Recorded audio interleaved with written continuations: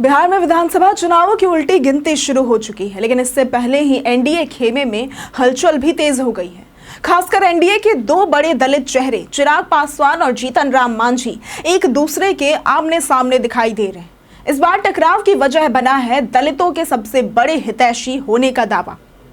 दरअसल हाल ही में लोजपा रामविलास के अध्यक्ष और केंद्रीय मंत्री चिराग पासवान ने नालंदा जिले के राजगीर में एक रैली को संबोधित किया था। ये रैली बहुजन भीम संकल्प समागम के तहत आयोजित की गई थी, जिसमें चिराग ने खुद को दलितों के सच्चे हितैषी के तौर पर पेश किया था। उन्होंने अपने पिता रामविलास पासवान के विचारों का हवाला देते हुए कहा कि उनके आदर्श बाबा साहेब भीमराव आम्बेडकर रहे हैं।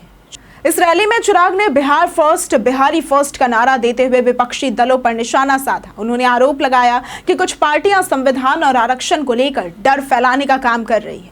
चिराग ने कहा कि जब तक मैं केंद्र में हूं तब तक न संविधान को खतरा है और न ही आरक्षण को। चिराग यही नहीं रुके, उन्होंने आरोप लगाया कि उन्हें बिहार आने से रोका जा रहा है। चिराग ने साफ शब्दों में कहा कि विधानसभा चुनाव से पहले फिर से वैसी ही साजिश रची जा रही है जैसे कि पहले की गई थी। उन्होंने इमरजेंसी का हवाला देते हुए कांग्रेस पर दलितों, अल्पसंख्यकों और ओबीसी पर जुल्म ढाने का भी आरोप लगाया। चिराग के इस दलित हितैषी छवि पर सबसे तीखी प्रतिक्रिया आई उन्हीं के सहयोगी दल हिंदुस्तान आवाम मोर्चा यानी कि हम के प्रमुख और केंद्रीय मंत्री जीतन राम मांझी की ओर से। अब मांझी ने पटना में पत्रकारों से बातचीत करते हुए चिराग की राजनीतिक समझ पर ही सवाल उठा दिए। मांझी ने कहा कि कोई अगर कुछ कहकर करता है तो मैं समझता हूं उसमें समझदारी की कमी है। जो राजनीति में आया है वो सिर्फ पिछड़ों या दलितों के लिए नहीं बल्कि पूरे समाज के लिए काम करेगा।